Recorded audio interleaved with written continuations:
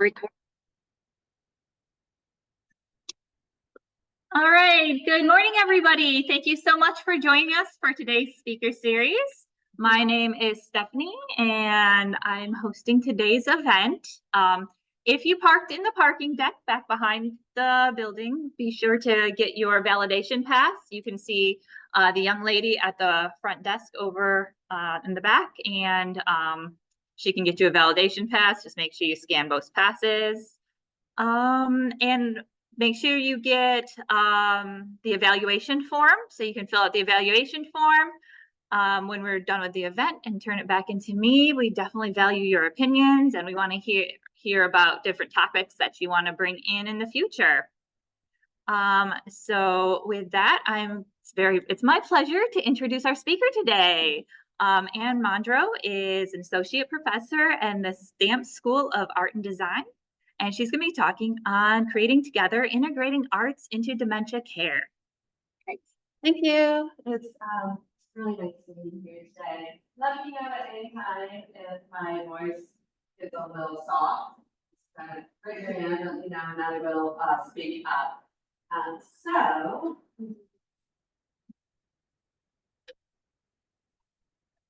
Sometimes it needs help with the very first one. Oh, okay. And look at that.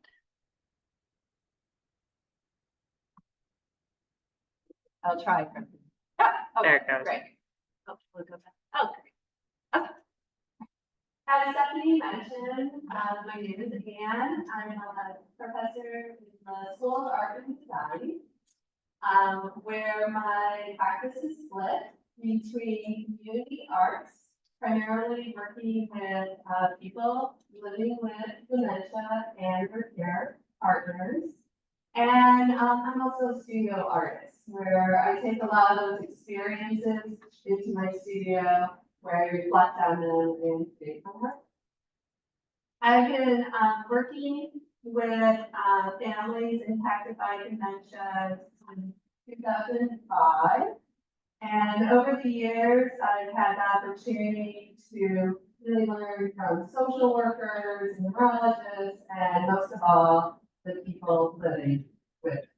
So today I'm going to provide an overview just of how the arts can be integrated into daily care, very easy ways that you can do yourself.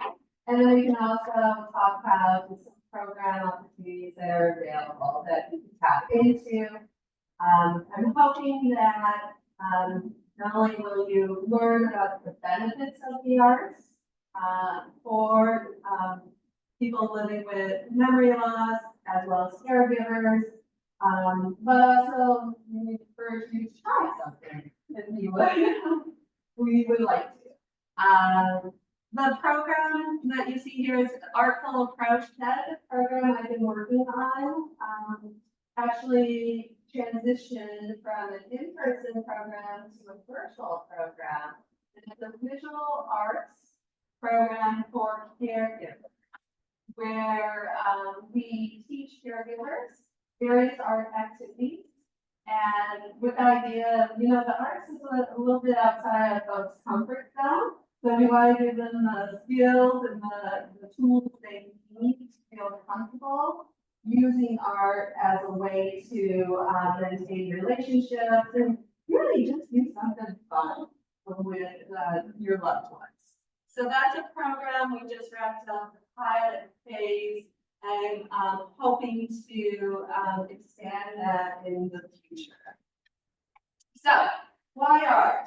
Why is art impactful? The arts are an invitation to have fun, to experiment and discover new things. I think often people forget when working with someone with dementia that there's still opportunities for learning, and there is. And the arts is an easy way to go about that. To engage with others, to find a moment of peace, and to honor one's life history. I'll show you a little bit later, but there's some projects you can do, like a legacy art portfolio. So that's something where you're enjoying it together, and then it can be shared with the family and friends. So we're all creative people.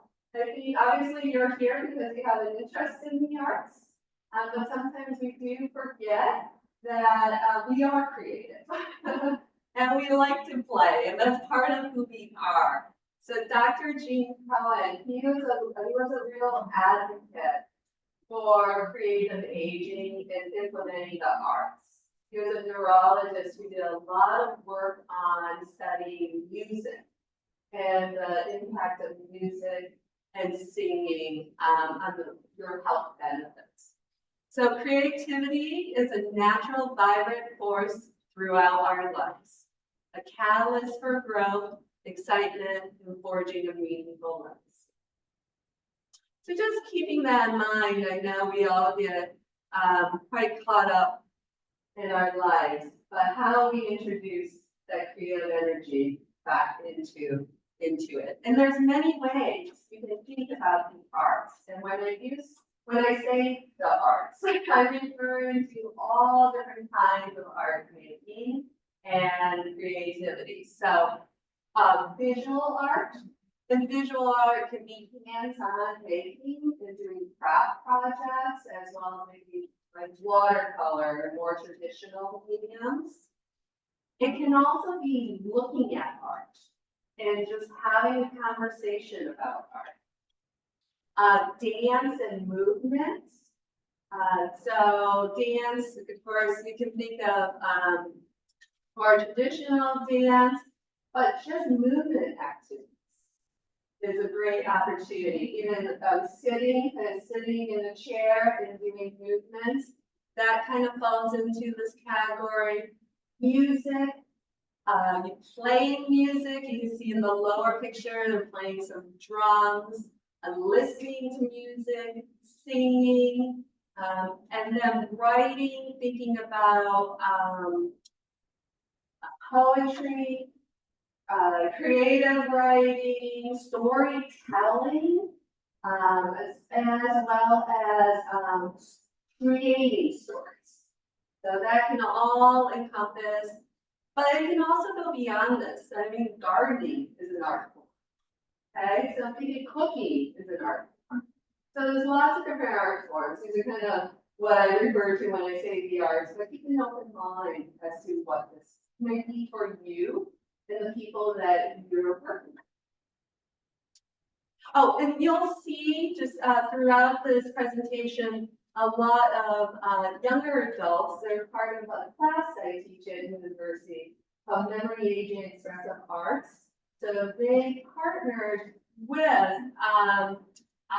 residents of a couple different, U of M Geriatric Center, Silver Club programs, folks that participate in that, and then EHM Senior Solutions in Saline. So you'll see the pairing of my students working with a resident or a community participant throughout this talk. Here they are. And so again, just kind of keeping an open mind about the arts. The point is it's play, it's imagination, it's discovery. There's no right or wrong in the arts, which is lovely. It's a lovely way to engage with someone because you don't have to worry about if you're doing it right or wrong. There is none. Sure, we're going to talk about guidelines, but as far as what you produce and where it goes, very open-ended.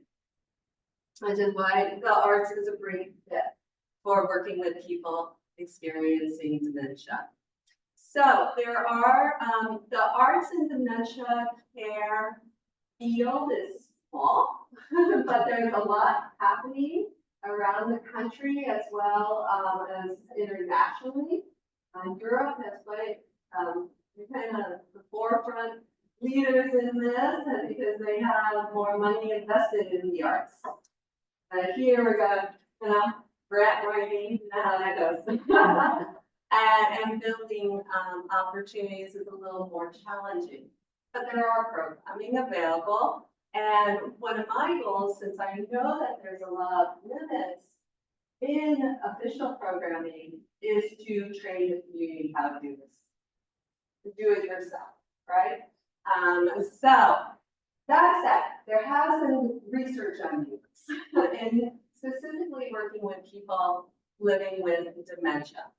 And the benefits have shown to, these are just some of the benefits.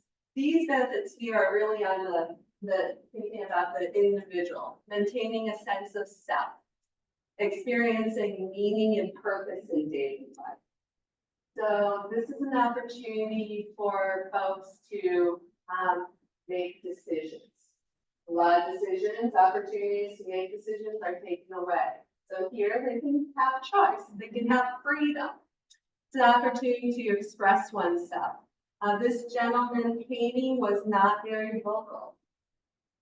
So put a paintbrush in his hand and now he just took off. It's an opportunity to exert a degree of control over one's world. So again, that goes with being able to make choices, decide what you want to do, and feel pride and accomplishment.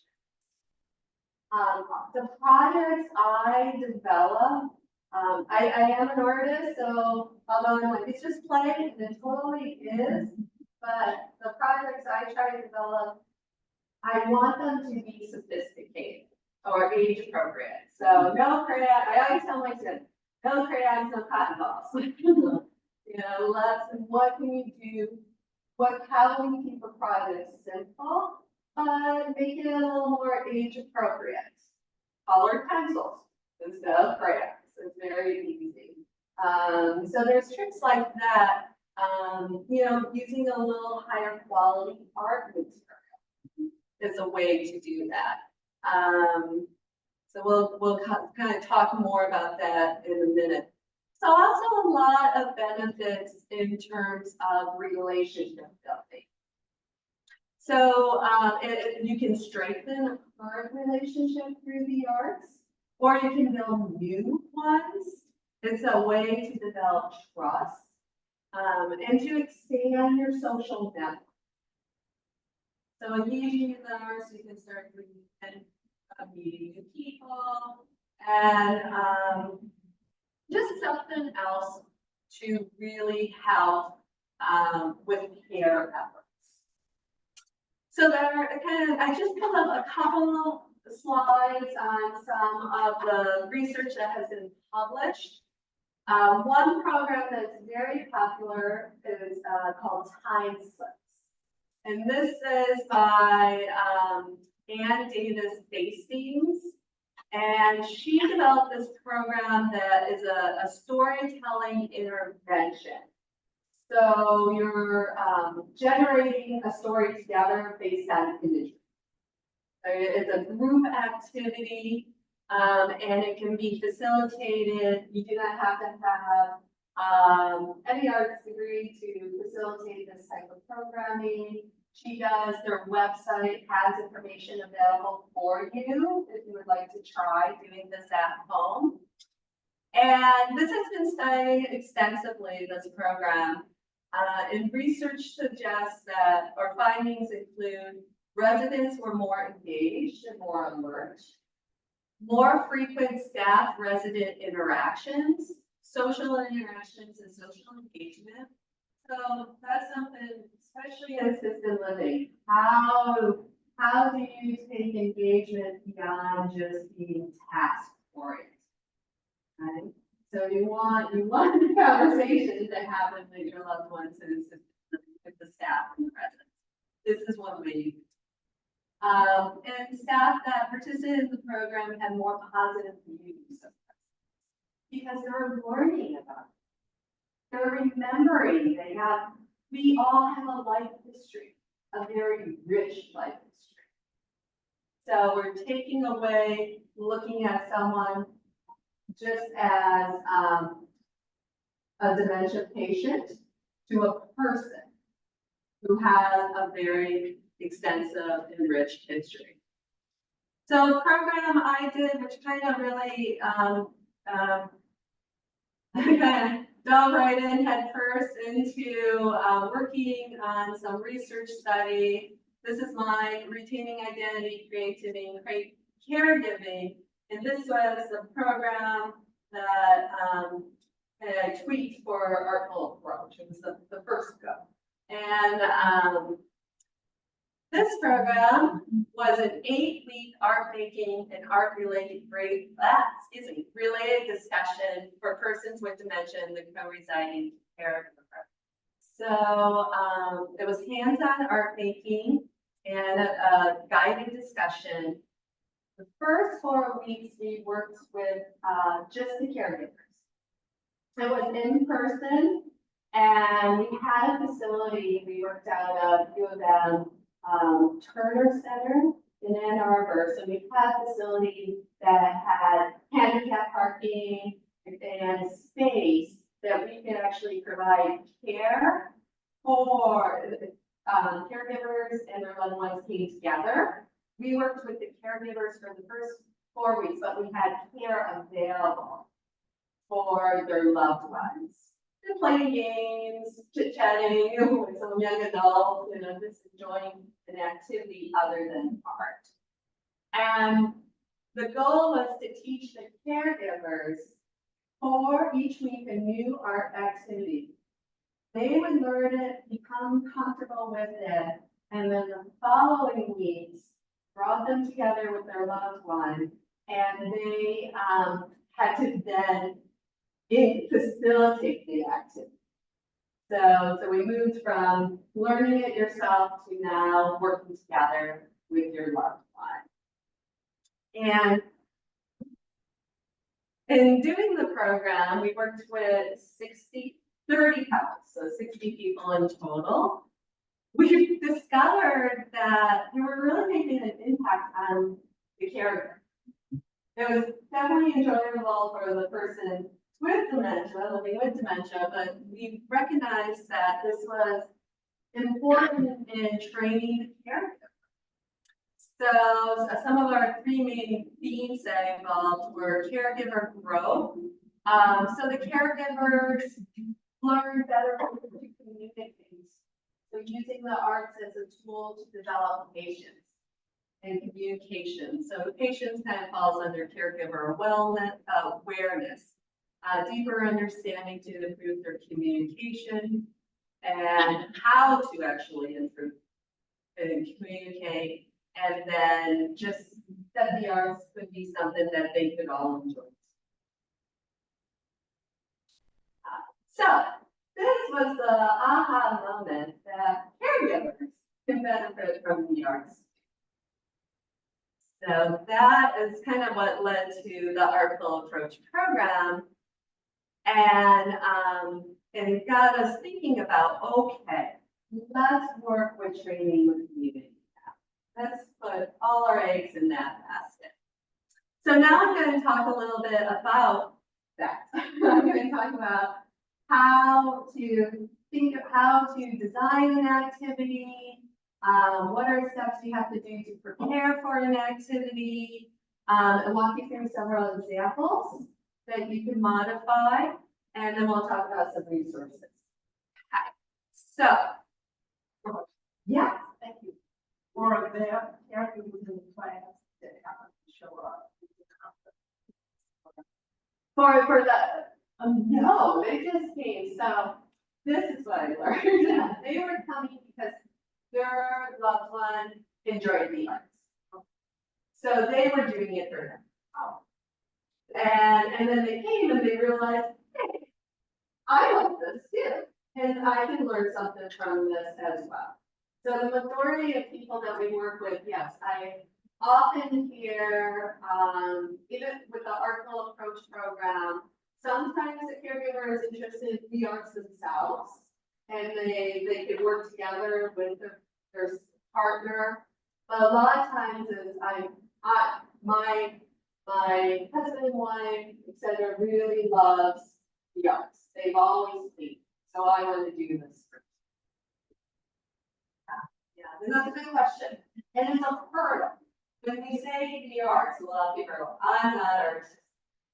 So I have to sell this program, as this is not about being an artist. This is about doing something fun together. and just discovering something. That. Yeah. You're combine arts and then music that and describing the going. So the question is, have we like integrated various arts so that like the music is in the room and then you're painting or drawing in reflection or in responding to the music? We have done that in the class setting, where we work with the students, and that does work very well, but it depends on the individual. Because sometimes music can be distracting to try to do two things at once. Then you wouldn't. Right, exactly. But if it works, yes. We encourage caregivers to find what works for them. So thinking about the creative activity, like how do you even start? Where do you go about? And I have resources at the end, but these are just some guiding principles. Start with something small. And you want to start with something that is focused on the process, but just kind of the right mindset. We're going to be flexible here. This is not a task. This is just like a conversation. Engage to start fun. And you have to also be open to trying things. You can't go just one way. So thinking about that, you want to think, you could even think of things that just adult coloring pages. They have all these different coloring books.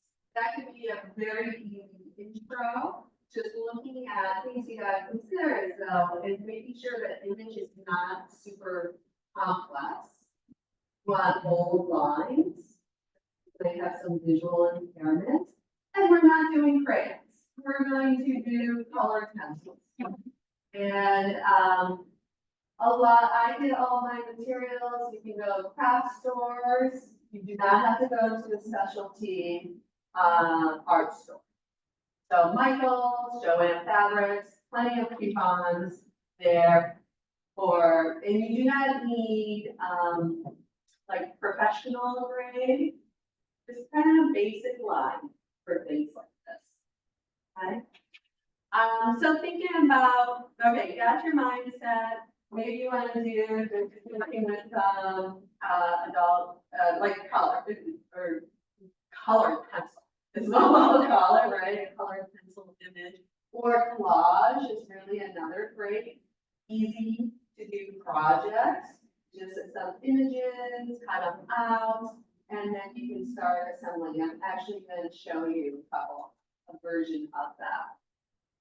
But whatever you do, whatever the activity you're going to partake in, you want it to be age appropriate. So just make sure it's a good question to ask if you're unsure. Is this something I would like to do? Would I be proud of this? So when working with young adults, we often say, would your parents be proud? Would you want the parents doing this? Would they be proud of it? Because that's a way to, it's a balance. You want to keep the project sophisticated, but we need to keep the steps simple, right? So we have to find that balance there. So asking that question is always important. I've already talked about the quality materials. Do not have to break the bank, but we want just some nicer quality materials. Plan A, B, and C. So this is important because you don't know what's going to happen. So having your activity set, but maybe you have something else to do. So if you're visiting a loved one in an assisted living facility, maybe you have your activity, you're going to do that, but maybe bring along a little poetry activity or some guided conversation questions. So you can expand the time you're together and you're not sitting in silence. That's what we don't want. We want the arts to be a way to build the conversation and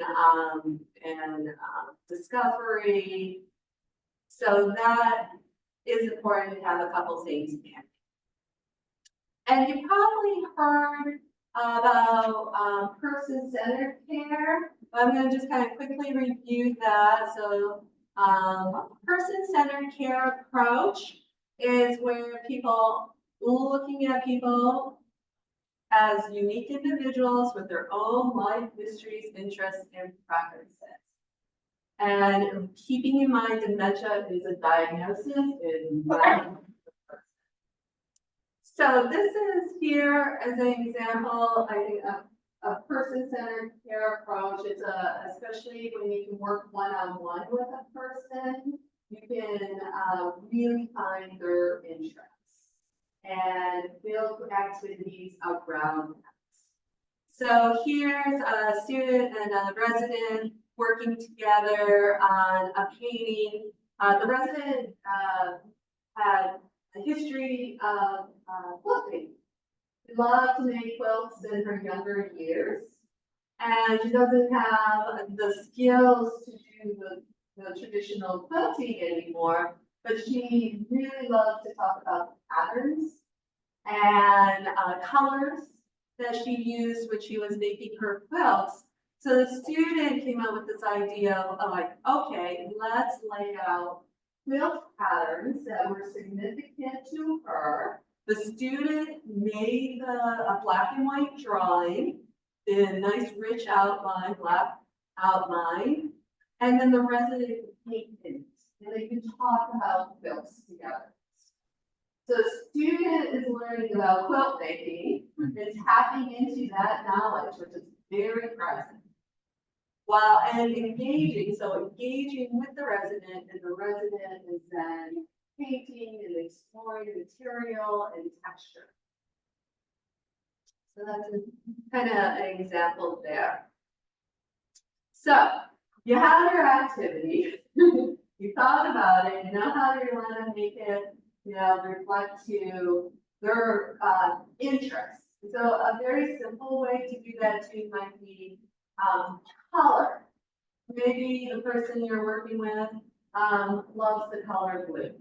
So have various blue colored pencils available. It's a really easy way to start doing person-centered care. So when you prepare for an activity, spend a few minutes knowing, kind of reviewing the steps for yourself.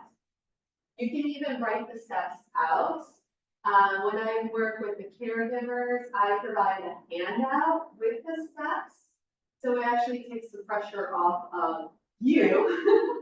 And you can, and it also takes that teaching kind of pressure off of you, because now you can say, let's read the first step, or I'll read the first step, and then we'll try it. Come prepared to initiate conversation around the activities. I mentioned this guided questions.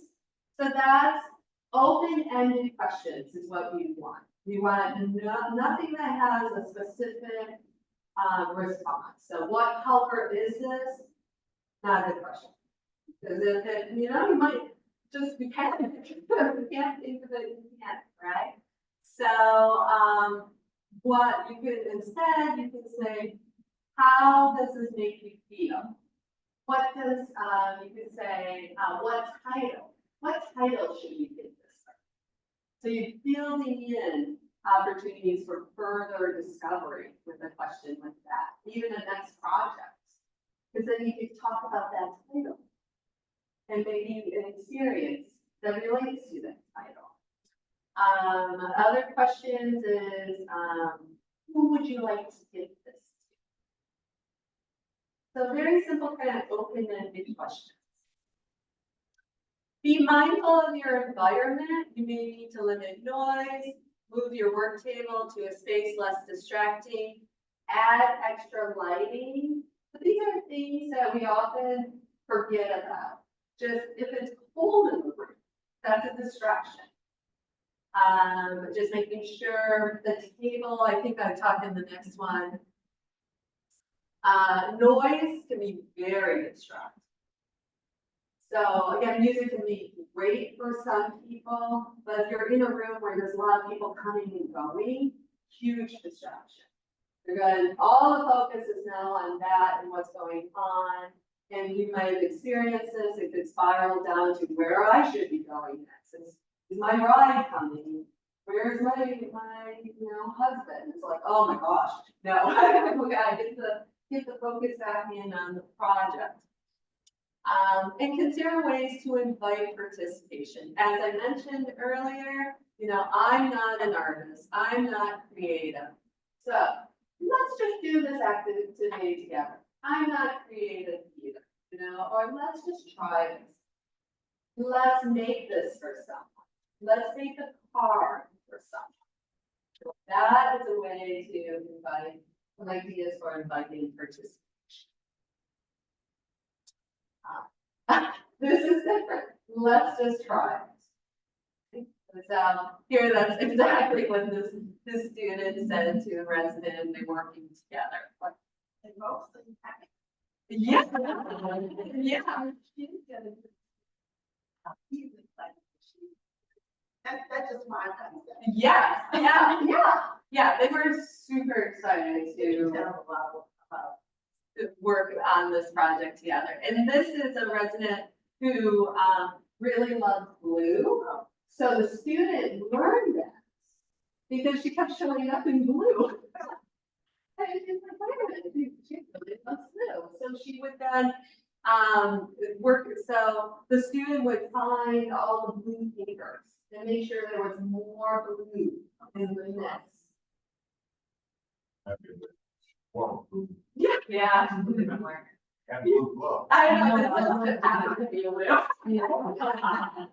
But that was, that was a little detail that made her excited to engage.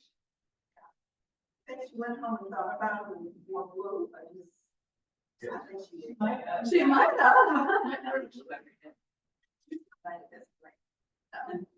Yeah, she would. So facilitating creative activity. The main things here, I think, is we as the facilitators want to we're micromanage too much. We need to let go and see what your person you're working with, your loved one or a resident, see what they can accomplish on their own. You gotta back up, right? But give freedom, and then be like, oh, let's adapt that a little bit. Keep workspace clutter-free. This is kind of goes along with the distractions. All right, so you have to keep your space free of everything else. So just, even other art materials, just work on what you need to for that step. So if I'm doing collage, I do not have the glue out right away. First, we're just selecting images, and we're talking about images. Then, once we selected images, I move the remaining pictures away. Now I'll bring out a glue stick, and it just helps keep the focus. Break down the projects into step by step. Just like I said, I'm just walking through that example. Gestures, objects, or props to help illustrate direction. So that's something I think that the caregivers in both programs have learned to do. So instead of just verbal communication, pointing, actually doing some of the art making, so show and tell approach. So learning in different ways to communicate and give choice whenever possible. So 2 is a choice. Do not have to have a dozen colors. If you're finding that if you ever see the person you're working with like going like this, that means you're overwhelmed. That's like, oh my gosh, I can't, right? So too many options. Here it down. but you want to have choice. We all want choice, you know, but 2 is good. 3, 4, you need to kind of figure out what's appropriate for the person you're working with. So it really goes back to that person-centered care approach. So when the focus does get lost, you have to gently lead them back to the project. Like, oh, this is a person going in and out. If they have my, whatever. It's like, oh, don't worry about that. You're safe, you're fine, you'll get your lunch later, whatever's worrying that individual, and calm that down, and then focus back in on, oh, this is really, you got a good composition started in this corner. Let's try to think about what we should put in this, so you're focusing back in on the next step of that. And of course, focus on what the person can do, and we all get frustrated. So that is okay.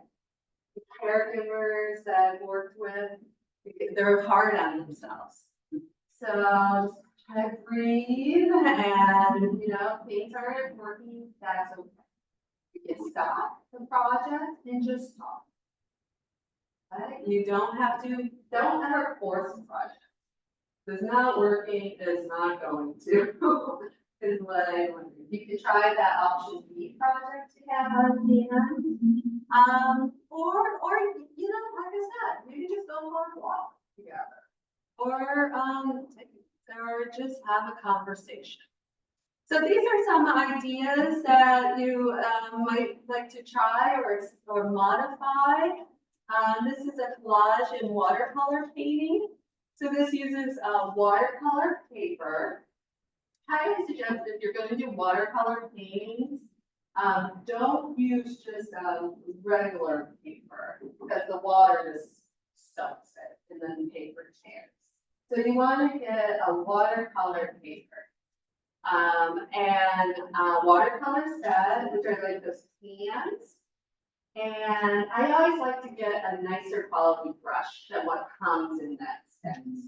Because it's kind of like, it's always like, you want a brush that's point.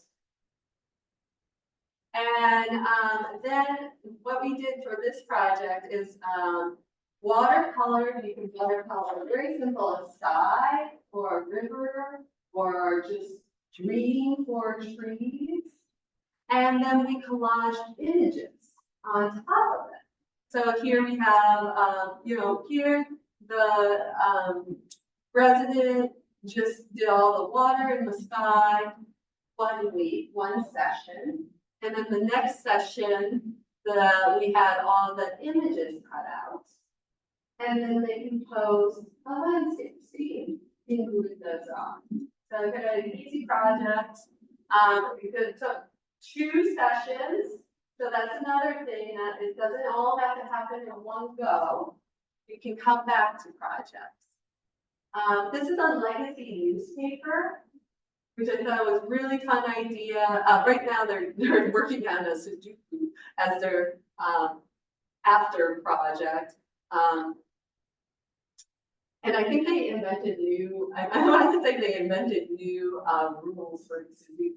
Because that was too challenging, but as a person who really liked analytical math and engineering, so the student had to kind of invent a way to make that work.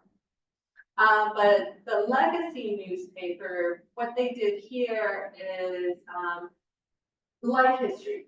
And the idea is, what would a front page look like? The headlines of this individual's life. In each week, they worked on a different section. So a little bit was about their wedding. A little bit was about their career. So tapping into their lived experiences and putting it all together as a front page headline. And it's something the family has. But you don't have to have a fancy format. You can do this very simple, right? So keep that in mind.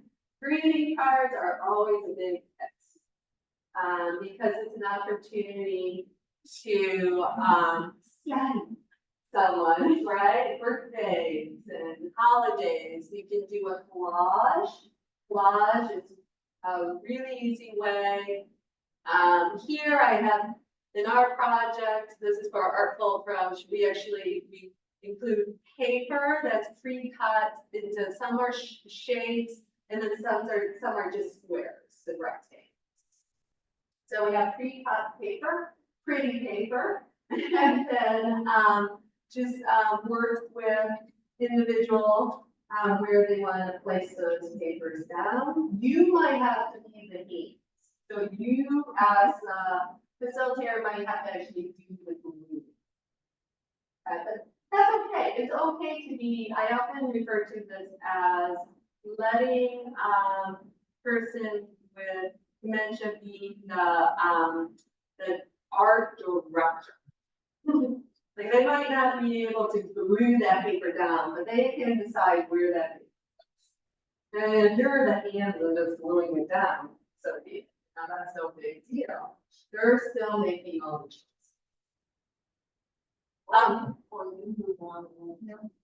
Yes. So there's two ways to, and I talked about this, two ways you can work. You can kind of do a show and tell, right? You do it first, like you just said, and then they can replicate that. You can work together. There's three ways. Right? You can work together on one, yes, where you're just doing this together. Another way of work is where you mimic. So you're doing where you're both doing step one together. Okay, so that's an option as well. And that I can't tell you what's going to work. It's just going to have to be practice. Screen cards. It connects the past and the future. Yeah, it does connect. You can level where the stage is, connecting the past and the future. In this case, connects dopamine connectivity and all as well, and for the time. Yeah. So the group, yeah, thank you for sharing. Yeah, the greeting cards is also really lovely because it's a way, like you said, connect to your past to keep in touch with people in your lives, right? But they lose time eventually. Yeah. Future, somebody's birthday is, Yeah, right, yeah, you're right. it's a wonderful thing. Yeah, and so the inside, this is where you might have to write the message that goes inside, but you can talk together about who you're sending it to and what that message is. So you might have to write it yourself, but if you're getting the words from not the words, the sentiments. Feel, yes. They can still feel all of it. Oh, yeah. Yeah, they can still feel all of it. So the greeting cards are really a good, easy activity to do.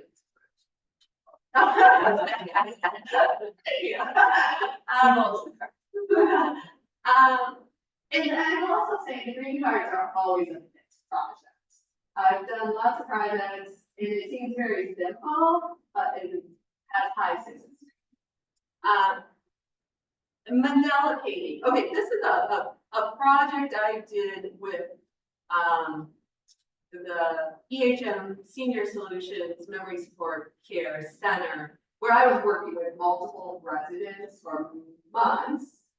So I had a lot of people coming and going and different art sessions. So it wasn't necessarily as person-centered as the other projects. But you can make this person-centered. Mandala paintings, they're just, if you just Google mandala imagery, you get hundreds of these. They're abstract, geometric forms.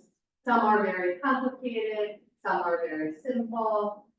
They're just pleasant imagery for the most part. They do have a spiritual connection for folks that might lean into that, but you don't have to go there. You can look at it just as a design for formal aesthetics. So for this project, I'll explain the big project and then how you break this out for yourselves.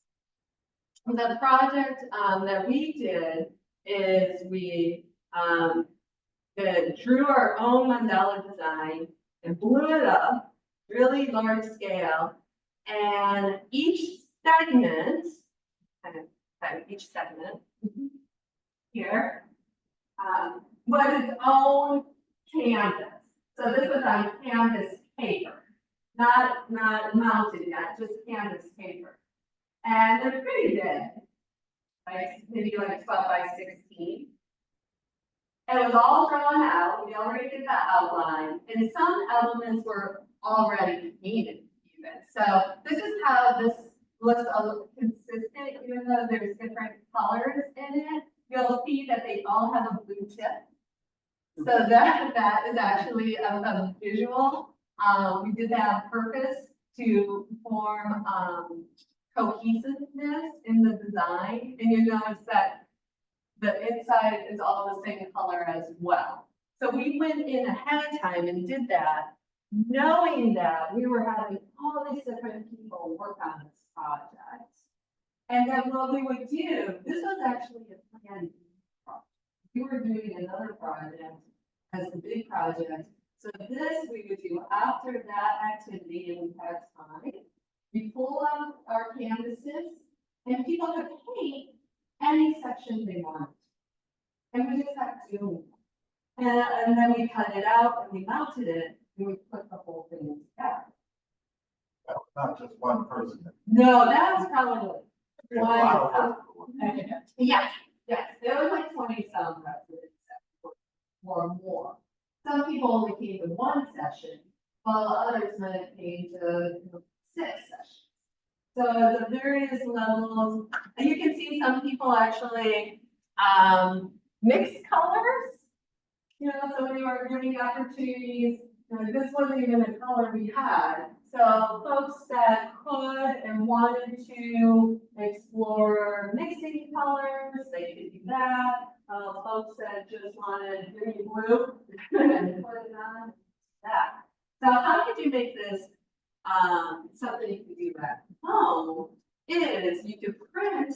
This is actually an image that I just grabbed from online, and you could print out an image of much smaller mandala, and you could work on the whole thing at once, or you could cut it up into segments and work on a little segment here and there, and then glue it all down, cut it out, and glue it on a piece of paper or a board, and you would have the same effect. This would be something too. This is I think would be a great fact along the legacy newspaper and this one, family projects. You have a gathering of folks over, you could all be doing that. I think that a legacy project would be a really neat family project as well. To like fill out the newspaper. So things to consider. Okay, so my last thing I have for you, and then I'm happy to answer questions, is resources. So there are programming at various museums. So you might not sure of the current status, but I know that the Trident Institute of Art does offer some programming for, yes, we're shaking your head, yes. That's something where you go, right? You do it for an hour. And is it looking, I believe it's hands-on art making as well as looking at the collection. And that's something I haven't talked about, but for any of these projects, I even like just talking about that art. Yeah, that's your one takeaway. You have some flowers in the vase. If you're just looking for a way to further conversation, talk about the flowers in the vase. That's art, right? so that if you don't even want to do anything I just shared, just think about that a little bit more. You can take that away. Hey, A+ in my book. But there are resources, so we had, okay, the DIA, the official programming, UMA, so it's the Art Museum, Michigan has had programming, I'm not sure where they're at. DEAC, Florida Drive, well, maybe not so much. Birmingham, Bloomfield, or Bloomfield, Birmingham Art Association, they have programming for caregivers. So they have some programming, and I worked with them. And then there's a lot of different online sources where you can find information. OMA is called Opening Minds Through Arts. They're through Scripps Gerontology at Miami University of Miami, Ohio. So they have some online instructions and videos of various art projects. They're through, since they're through the School of Social Work, they're really focused on that field. Projects are good, but there's not as much maybe art instruction as something like Museum of Contemporary Art Australia has an online toolkit that provides video instructions for several art projects. That has a fee. That's not free. But so keep that in mind. I think there's different levels there. Arts in Mind is located in NYC. They now have a virtual program for people living with dementia.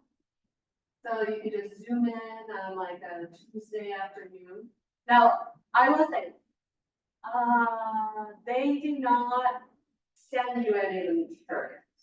So you gotta just consider that for yourself. Art is in. I don't know much about this program, but on the site they said they have art kits that they can do. Yeah, note that. And then there's Relish. I found them just doing a Google search for arts and dementia. These are also sold on Amazon. They're calling them aquapaint kits. What they are is, they're these watercolor boards where you just have to add the water and the color appears. And then they dry up, and then you can use them again. Actually, I have some for my kiddo, and I was looking at these to make sure they were sophisticated enough, and they are. Now, this could be great just as an activity to start. But over time, I would encourage you to do your own painting, so you can select a little different paint colors to show up for you. Yeah, right. And you can, it's definitely like a good activity to start with. And I think there's a genuine level of excitement in those activities or those type of kits. And like, wow, I just made this. But then I can get all this computers again. So keeping that in mind, like what is the goal? Ultimately, I would encourage you to do activities where there's more choices in them. I can also share this list with any of you. And I'm more than happy to share some easy mandala designs and that I created from the Artful Approach program, and resources as well. So let me, I have a little summary. So just a summary. Art is a meaningful activity that you can do together. Consider ways to create a fun activity that you can both be proud of. So we want that, just something that we made this together, feeling, and give it a try. There's no harm in doing that, and thank you. Here's my contact information. feel free to email me. I'm around all summer. So, question? Yes. Did you mention that food also part of the art? Well, yeah, food, so, recipes, thinking about collecting, sharing recipes, you could do, I took this, actually, one of the activities in the Artful Approach program is a very simple journal that we make, but the theme of the journal is, words of wisdom. So thinking about, what's your favorite recipe to make? What has been passed down to you? And food prep could be really creative as well. I mean, I might have to think about, Well, my thoughts are the benefits of food and food, potatoes, yeah, you could actually, educational. right. How a lot of people think too remote.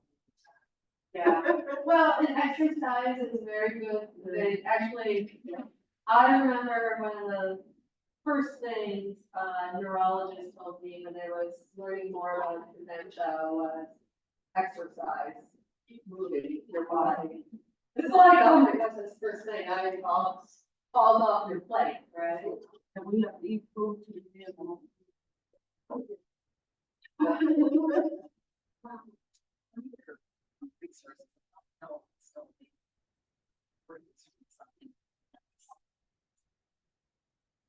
And they, like, whatever the feature was, like, it was music one time, we went in and caregivers and, read about all time.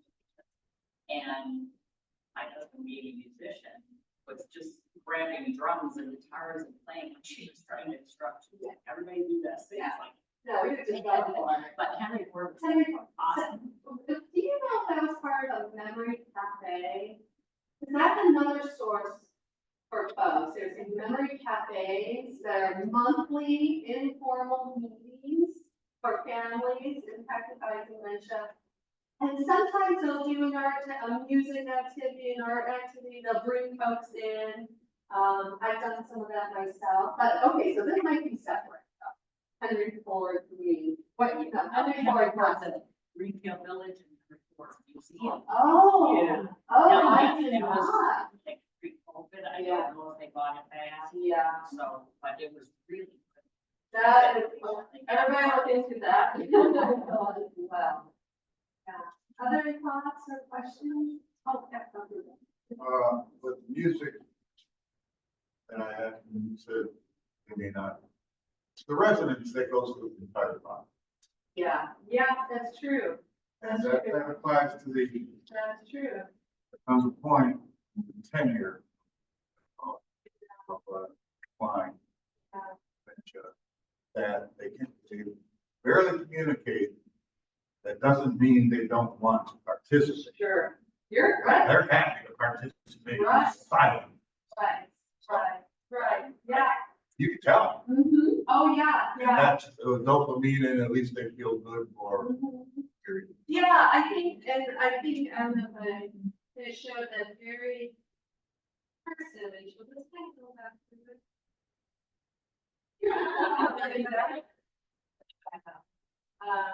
Yeah, this image here, so this, gentleman here, loved music. And there was days where he just wasn't able to, he played piano. There was days that just did not work, for various reasons. So, we just set him up with headphones and played music for him that he enjoyed, and he loved it. He loved it, so, yeah. With music, there's also something that I didn't have when I was a kid. That in order to get the victim prepared and willing to participate in that. You know, warm people play with cloth, a lot of them play with towels. They have heaters in hospitals from the top. Mm-hmm. And that looked instant. Any of us, when we were babies, we loved the little blanket on. Yes, It yeah. goes back that far, and I haven't heard or seen yet anyone that didn't react positive.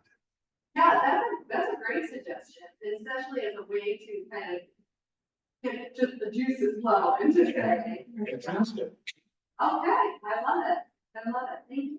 So what brought tears to my eyes is I was taking care of this woman and her granddaughter. I would put a table on the take the granddaughter and gave to food. Yes. And she was singing with her granddaughter. Yes. And it just brought tears to my eyes when you saw the connection. Yes. Yes. Just food was taken. That reminds me, so I was at a conference, it was in Sweden. And, it was a researcher who's trying to get more, staff interested in using the arts and assisted living facilities to, improve relationships. And one example he gave was, a lot of those, like, the lifts in the bathtubs are pretty scary things. And those are, since they're big and they're metal, they're not familiar with a shower or bathtub at home. So there's one, he encouraged the caregivers to speak as a way to give the resident lower the anxiety and the fear of getting in the lift and bathtub. So connecting with song, you can try that for sure to help reduce anxiety, and it's a great engagement. Singing, and it's something we can all do.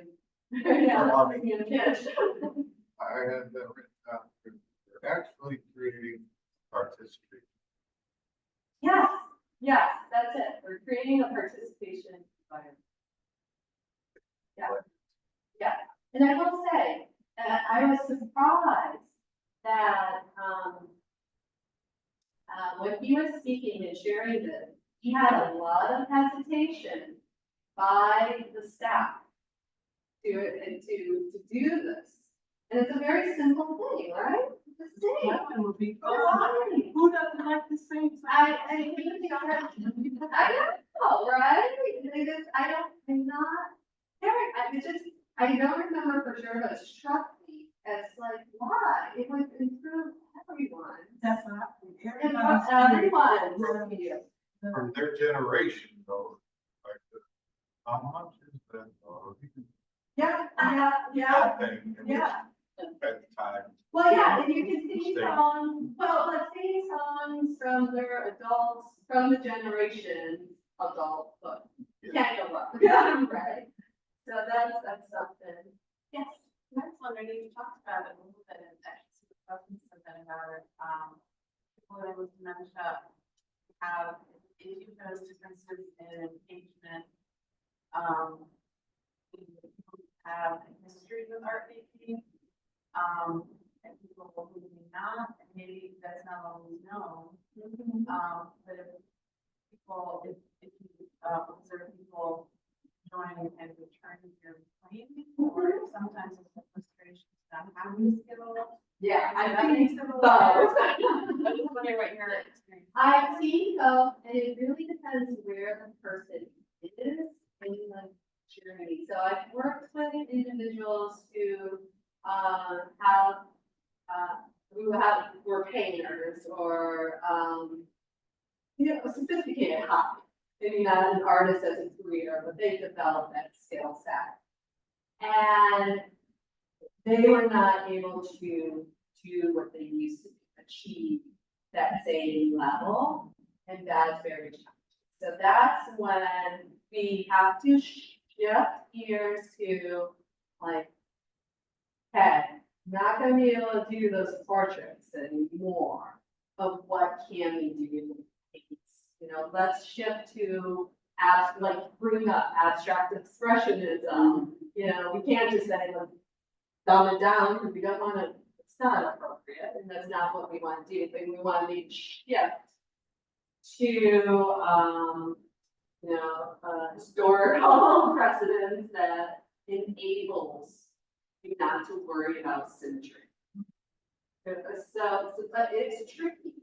The other thing is, I found that when people have more advanced stages, there's less inhibition. It's kind of like people are more willing to try.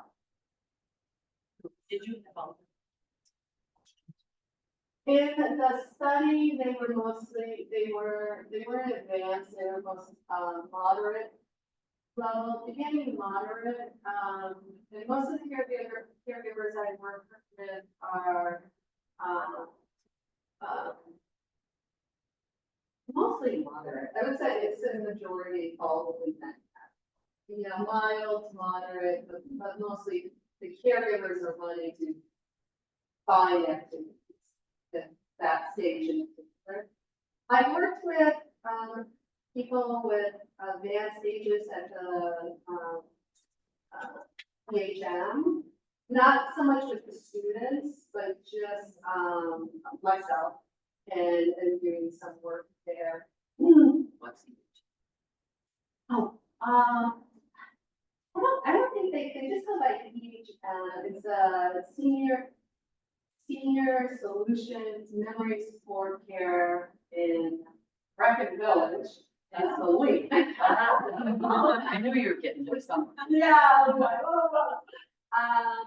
And also, a little bit of geriatric Silver Club program. Some of the Silver Club members at the time I was doing some programming, just kind of coming in and doing guest programming. We're a little more advanced level, and that is something where you're not going to be able to think. I've had folks still paint. I've had folks who love selecting colors and more art direction. One resident who was a painter, demands did not speak anymore. But we would give her like an entry point on a piece of paper. We would make a mark. We'd do like a check mark or a zigzag or something. And we had two colors out, and we would actually put the paint on the brush, put it in her hand, and then she would go. She would just go. So we see it work, but it has to be modification by it. That's probably I've been enjoying working with her. For me, it was very important. But it was a constant having to redip the paint and let her speed at your own pace. I think is another. That's really important.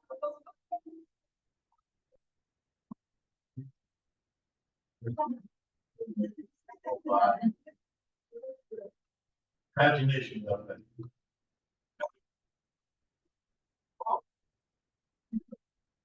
Okay. Yeah. It's all imagination. One thing I would say, play could be something very useful. It's hard because you gotta, if you want to fire something, you gotta move it back and forth and it's a lot. But tactile things like rolling play, or just kind of touching play can be useful. Yeah, it's touch, right? So that there's also like objects. I've often thought it would be really neat to design kind of sophisticated objects that are very tactile that you just kind of can touch and explore. That's all the time I have. but yeah, so I think there's a lot of opportunities there. Flowers is really good. Gardening, I've done gardening with residents and huge. I know. It's touch and it's something we've all done. We've all put, I'm sorry about that. We've all had our hands in soil at some point. And that project I thought was very successful in that the residents were able to mentor the young adults. They shared their knowledge about gardening and what plants they planted and how to take care of them. So that was a really great intergenerational project because it showed their words and wisdom. And then I want to share just a quick story real quick. So I used to work in memory care for, I have an extensive dance background. So I used to do all of the dances, from, people with very mild cognitive impairment to far beyond, put on like a show and, it was a lot of fun. And so I spent a lot of time doing that. But one of my colleagues had to go on medical leave and I was given the men's room. These were all men who were born in the early 20s. Yeah. So this is a very masculine man, like, art stuff. Yeah. Yeah. So I tried to figure out how I could use my creative angle and their, and not make them feel like they're doing something silly. So we decided to build a doghouse and donate it to a shelter. Now, building the doghouse was them telling me what I was doing wrong. And a lot of them have also, along with the memory issues, had a lot of mobility issues as well. So I was the one doing the chopping, the sawing, but they would help me measure things out. They did all of the painting, and they felt really, really great about telling me like all of their stories about building things. I built the shed, I built my house, we built our summer home. And it was a chance for them to kind of go back to where they were when they were younger. And it was really a great experience. And it was cool for me to get out of my comfort zone, which was 99% with women. And That's awesome. it was great. We donated to like the Hazlitt Animal Shelter and Yeah. it was Burgers. we got our in the paper. Oh, that's awesome. Yeah, and that's kind of that sense of pride and accomplishment that comes along. Yeah, Absolutely. There's also, there's a whole, movement in, maintaining citizenship and dementia care. So this would be an example of that. You're still an active citizen in your community. So by being able to do that. So, and mentoring is also a way to maintain citizenship. So if you can think of, some young people, sharing, giving back to the community, in a way, yards and Get the attention. Victim. Help someone and they know they're helping. They're not gonna get that opportunity, all that feeling that we all share right? and that's And that they learned. it's the opposite of a sin. Yeah. It's not the total of it. It's I, they're in their glory and they have a moment of yeah, heaven. yeah, you're right. I think it's something that we do a good job at. And How was the gardening where somebody was helping you, right? the students, they were Yeah. gardening, oh my gosh, did those stories come out? They knew everything about gardening. Somebody happy to help you and do it, and then they, They knew how to garden, we made content. Yeah. So the students made the planters. And then we brought them, and then we brought the flowers, and the residents showed them how to plant. I will tell you, I work with students who have never planted anything. They've never planted a flower. But it happens. So it was a brand new experience for them. Yeah, it was really fun. Thank you. All right. Well, I think we'll wrap things up. We'll have lunch back here and we can still sit, chat and mingle and pick each other's brains on ideas. And it was wonderful. Thank you for coming in and doing this talk for us. I've been looking forward to it for a few months now, so I'm glad we were able to make this happen.